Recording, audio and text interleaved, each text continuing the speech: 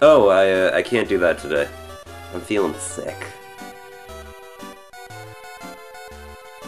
But I'm sick.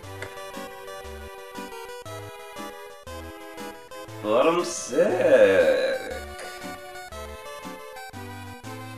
Listen, Cindy, I don't think you're quite understanding the situation, so let me just make it all clear, okay? I'm sick.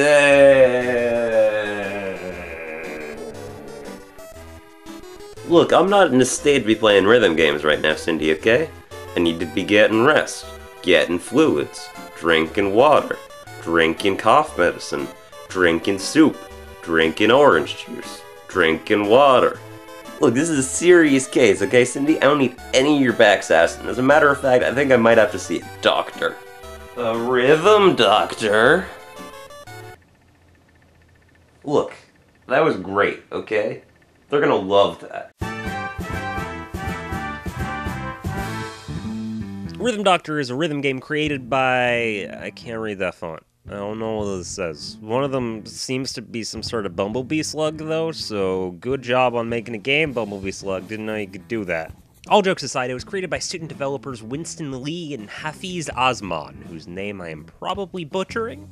The game's storyline lives up to the grand rhythm game tradition in that there isn't really much of one. You're a new intern at a hospital and it's your job to keep your patients alive, but what it lacks in storyline makes up for in atmosphere and quirkiness. Everything from the game's nice music, to its cute pixel art, to its well-written dialogue gives off this nice sense of goofiness that makes the game just a joy to play, even without the game bits. But this is a rhythm game, so the game bits are kind of the most important part, so how does Rhythm Doctor play? Well, its core mechanic is really simple. You have your finger on this big defibrillator. Defibrillator? Defibrillator, and you have to press it on your patient's 7th heartbeat. The game's first tutorial level started off pretty simple, and I was a little bored. It seemed like a basic can you count to 7 exercise, but then, oh my god! Oh my god! What? I'm in space. Why am I in space? What's going on?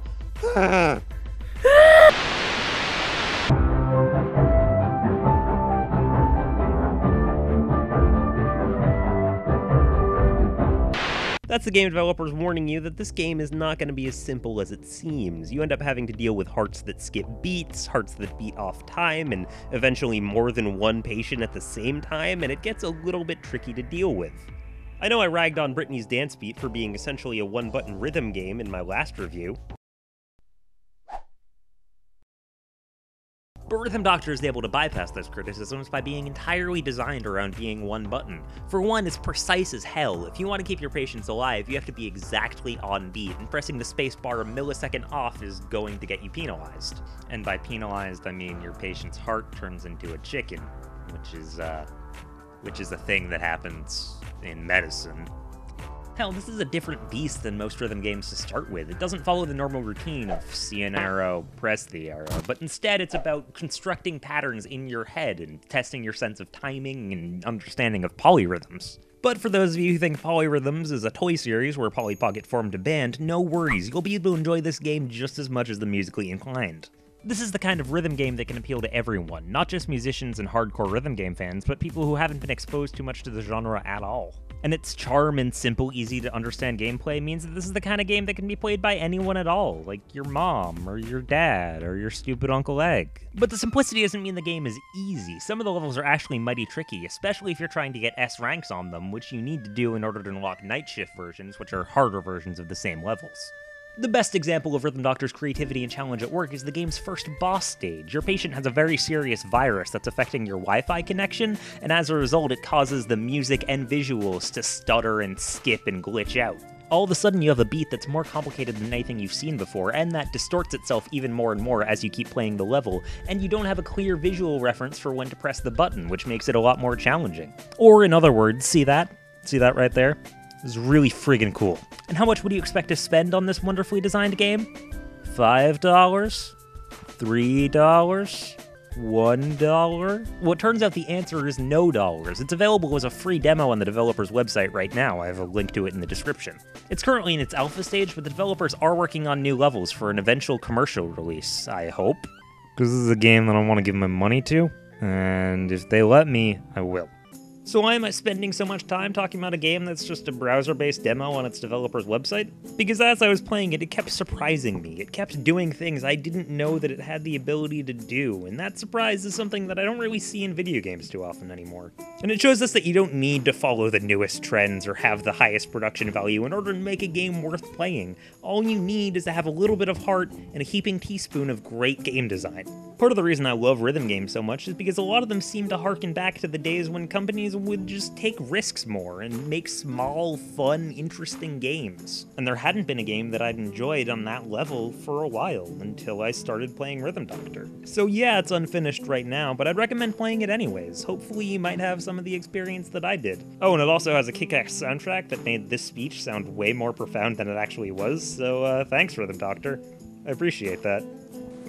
You know, after playing that game, I feel a lot better. You know, maybe it's true what they say, that video games really are the best medicine. Hey, wait a minute. You knew that playing rhythm games would make you feel better after all, didn't you? That's why you wanted me to play them so badly and make this episode. Friends! You're my best friend, we're best friends forever. I know I'll always hug and love you so. When we're best friends forever. And never will break us apart. Friendship.